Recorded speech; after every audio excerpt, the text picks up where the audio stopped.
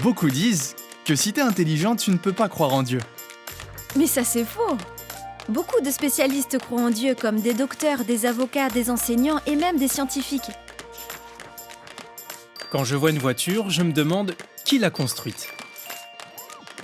Il faut des personnes intelligentes pour la concevoir. C'est vrai, il y a tellement d'éléments qui doivent fonctionner comme prévu pour que la voiture tourne bien.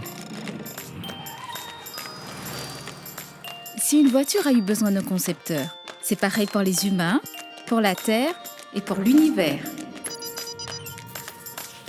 Imaginez que vous marchez sur la plage, et là vous voyez une bouteille vide par terre. Sachant que le verre est fait de sable, honnêtement, est-ce qu'une personne intelligente penserait que cette bouteille s'est faite toute seule à partir du sable?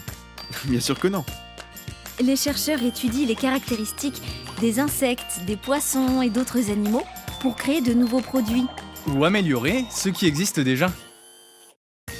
Prenez l'oiseau appelé Martin Pêcheur. La forme de son bec lui permet de perdre un minimum de vitesse quand il plonge dans l'eau. Les ingénieurs ont imité la forme de ce bec pour concevoir le nez du train japonais à grande vitesse. Résultat, une vitesse augmentée de 10% pour une économie d'énergie de 15%. Certains avions s'orientent grâce à un système de pilotage automatique qui pourrait tenir dans la main. Mais ce n'est rien comparé au papillon monarque. Il a un cerveau de la taille d'une tête d'épingle et pourtant il est capable de s'orienter pour aller du Canada jusqu'au Mexique.